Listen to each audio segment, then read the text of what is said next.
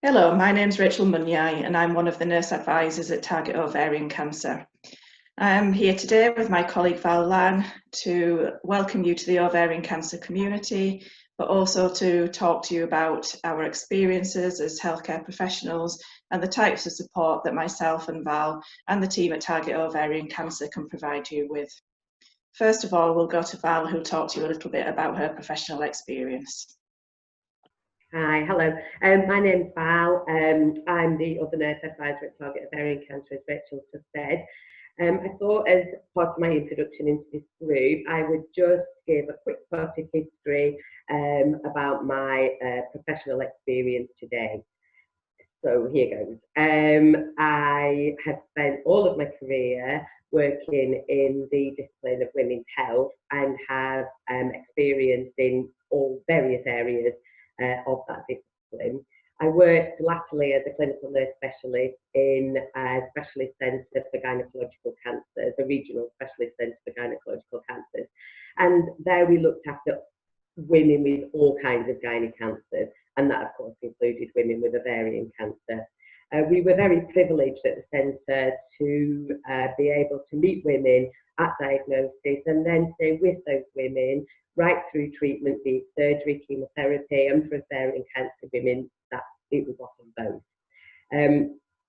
We then carried on and supported women further down the road, looked after them in follow-up, and provided support for their ongoing futures. And I'm going to pass over to Rachel now. So I'll just talk a little bit about my professional experience, and it's very similar to Val's in some respects. My most recent experience before taking on this role at Target Ovarian Cancer was also as a clinical nurse specialist working with women with gynecological cancers. And again, I was very privileged to be able to work with women throughout their ovarian cancer pathways, from diagnosis, treatment, and through to follow-up. Prior to my clinical nurse specialist role, I was a research nurse within gynae cancers. So that involved the setup and the running of clinical trials looking into ovarian cancer, and also the holistic care of the women who participated in those clinical trials. One of the elements of my current role that I particularly enjoy is working on the support line alongside Val. On the support line, it's a real honour to be able to have the time and the capacity to be able to sit and listen to women and their families about their concerns and their needs. And the support line is something which Val will talk to you about further now. Thanks, Rachel. When we were developing the support line, we had a really clear vision about what we wanted. That vision was also clear about what we didn't want as well. And what we wanted was to provide a bespoke service for women to access as and when they needed it and how they needed it. We were also emphatic actually in the belief that the support line should be there for relatives, loved ones, anyone at all actually that is involved with a woman with ovarian cancer. So we cover the whole spectrum of ovarian cancer. So we have women call who have symptoms and need direction in dealing with those symptoms. We have women who make a one-off phone call and that's it. We also have a lot of women actually that ring on a regular basis and come to us for ongoing support. We find the same for relatives, friends, etc., of women with ovarian cancer who also have complex needs, because it is difficult supporting someone who has a chronic long-term condition. So again, the support line is for women, relatives, and anyone that is involved with someone that has ovarian cancer.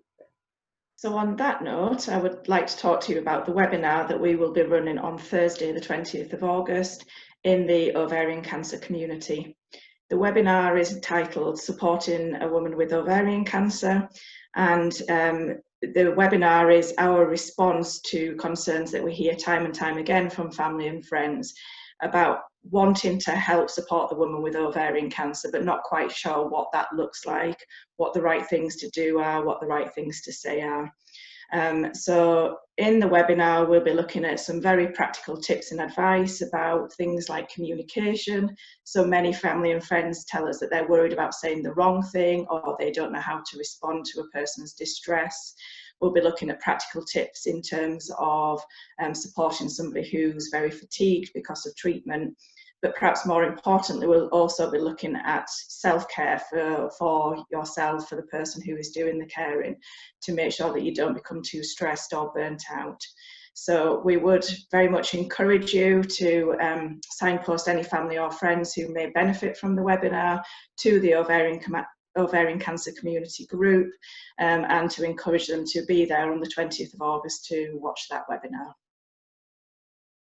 And to close, I'd just like to say that I hope that you will all find this a supportive, safe space for you all to come together to support each other, to talk, to comment.